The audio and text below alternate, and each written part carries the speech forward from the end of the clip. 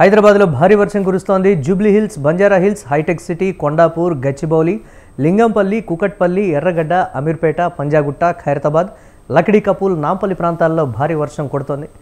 Secunderabad, Alwal, Balanagar, Boinpally, Dilsukh Nagar, LB నగర్లో రోడ్లన్నీ జలమయమయ్యాయి. పలుచోట్ల భారీగా ట్రాఫిక్ జామ్ అయింది. దీంతో వాహనాలు ఎక్కడికక్కడ నిలిచిపోయాయి.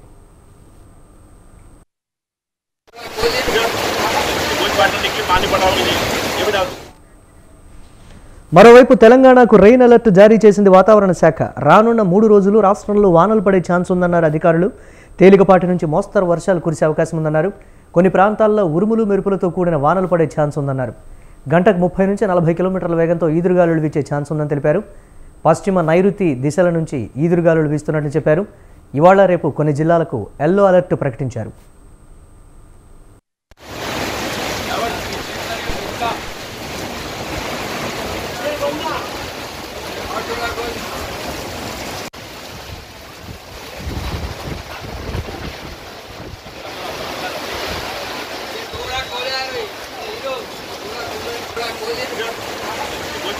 पानी पटाओगे नहीं ये बता दो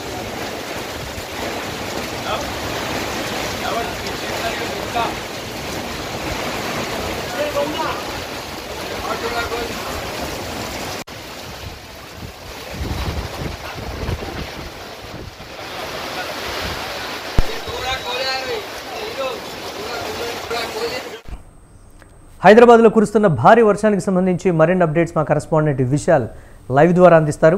ఓవర్ టు యు విశాల్. గంట సేపటి నుంచి కూడా హైదరాబాద్ వ్యాప్తంగా మోస్తారు నుంచి భారీ వర్షాలు కురుస్తున్నాయి. మరోవైపు ఈదురుగాలులు అదేవిధంగా ఉరుములతోటి కూడిన వర్షం కావడంతో పలు చోట్ల చెట్ల కొమ్మలు విరిగిపోవడంతో పాటు రోడ్లన్నీ కూడా లోతట్టు ప్రాంతాలన్నీ కూడా జలమయమయ్యాయి. ముఖ్యంగా ఖైరతాబాద్ మెట్రో స్టేషన్, అదేవిధంగా బాలానగర్, బంజారా హిల్స్లోని కొన్ని రోడ్లు, అదేవిధంగా ఉప్పల్ జంక్షన్, ఇలా కొన్ని హైదరాబాద్లో రెగ్యులర్గా కొన్ని లోతట్టు ప్రాంతాలు ఉంటాయి. ఇవన్నీ కూడా పూర్తిగా వర్షం నీటితో నిండిపోయాయి. అయితే వాతావరణ శాఖ ఇచ్చిన సూచనలని దృష్టిలో పెట్టుకొని greater Hyderabad municipal corporation GHMC అప్రమత్తమై ముందే మాన్సూన్ టీంలను అలర్ట్ చేయడంతో ఇప్పటికే మాన్సూన్ టీంలు అందరూ కూడా అక్కడికి ఎక్కడైతే లోతట్టు ప్రాంతాల్లో వర్షం నీళ్లు నిలిచిపోయాయో అక్కడ వర్షం నీటి అన్నింటినీ కూడా తరలిస్తున్నారు.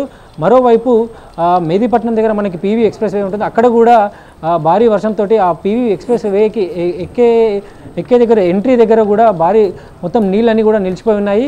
మరోవైపు మనకి మధ్యాహ్నం వరకు కూడా హైదరాబాద్లో, అదేవిధంగా తెలంగాణలో కూడా దాదాపు 38 నుంచి 39 డిగ్రీల వరకు మాత్రమే ఉష్ణోగ్రతలు నమోదయ్యాయి. కానీ ఆ తర్వాత 4 గంటల నుంచి కూడా మొత్తం పూర్తిగా ఉష్ణోగ్రతలు మనకి తగ్గిపోయాయి. అయితే నైరుతి రుతుపవనాలు తెలంగాణ వ్యాప్తంగా ఇప్పటికే విస్తరించినప్పటికీ కూడా పెద్దగా వర్షాలు మనకి గత 2-3 రోజుల నుంచి ఎక్కడ కూడా పడలేదు. అయితే ఈ పశ్చిమ తీరం, అదేవిధంగా నైరుతి నుంచి వీస్తున్న గాలుల ప్రభావంతో ప్రస్తుతం పడుతున్న వర్షాలతో పాటు మరో 3 రోజుల పాటు కూడా తెలంగాణ వ్యాప్తంగా మోస్తారు నుంచి భారీ వర్షాలు పడే అవకాశం ఉందని వాతావరణ కేంద్రం తెలిపింది. ముఖ్యంగా హైదరాబాద్లో గడిచిన గంట పాటు కురిసిన వర్షానికి అటు టౌలీ చౌకీ, అదేవిధంగా ఎల్బీ నగర్, ఉప్పల్, ఫిర్జాద్గూడ, ఖైరతాబాద్, గచ్చిబౌలి, బాలనగర్, ఇలా పలు చోట్ల లోతట్టు ప్రాంతాలన్నీ దగ్గర కూడా వర్షం నీటితోటి మొత్తం మునిగిపోయాయి. అయితే ముందస్తుగానే అప్రమత్తమైన GHMC, అదేవిధంగా DRF, డిజాస్టర్ రెస్పాన్స్ ఫోర్స్, ఈ టీంలన్నీ కూడా కలిసి అక్కడ వర్షం నీటిని తరలించే ప్రయత్నం కూడా చేస్తున్నాయి. ఇక మరికొద్దిసేపటి పాటు, అంటే దాదాపు మరో గంట పాటు కూడా ఇలాగే తేలికపాటి నుంచి మోస్తారు వర్షాలు హైదరాబాద్ వ్యాప్తంగా పడే అవకాశం ఉందని కూడా వాతావరణ కేంద్రం తెలిపింది. ఒక్క హైదరాబాద్ కాకుండా అటు వికారాబాదు, మెదక్, భువనగిరి, సంగారెడ్డి, రంగారెడ్డి, ఈ జిల్లాలలో కూడా ఇదే వాతావరణం కొనసాగే అవకాశం ఉందని కూడా వాతావరణ కేంద్రం తెలిపింది.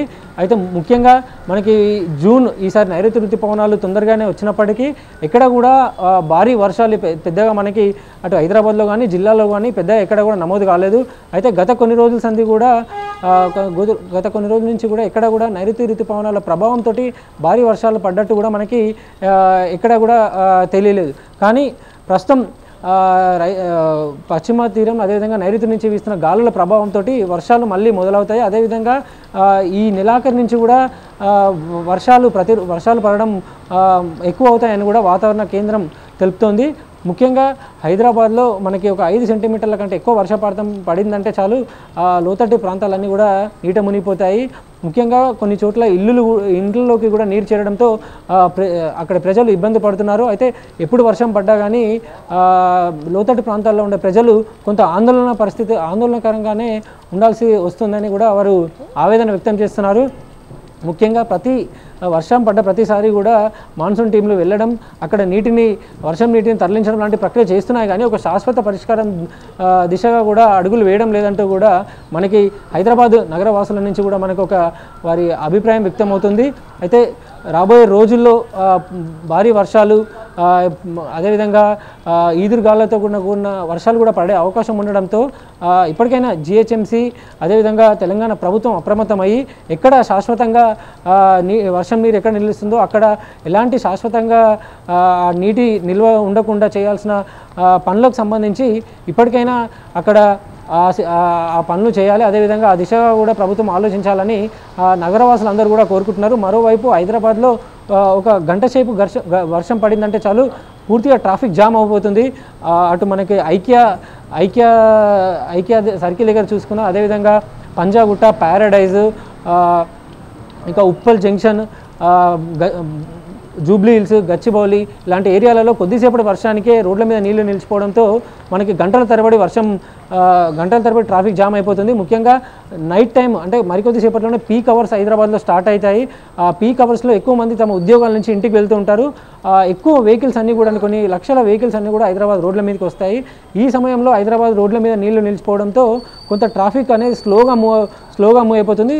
సో కిలోమీటర్ల మీద ఈ వాహనాలన్నీ కూడా నిలిచిపోయి ఉంటాయి. అయితే ఈ ట్రాఫిక్ జామ్కి చెక్ పెట్టేయడంతో పాటు లోతట్టు ప్రాంతాలలో ఇళ్లలోకి చేరుతున్న వీటి మీద కూడా ప్రభుత్వం దృష్టి పెట్టాల్సిన అవసరం ఉంటుంది. ఇప్పటికే వాటర్ లాగింగ్ పాయింట్లను గుర్తించిన ప్రభుత్వం అక్కడ శాశ్వతంగా ఎలాంటి పరిష్కారం చేస్తే అక్కడ బాగుంటుంది.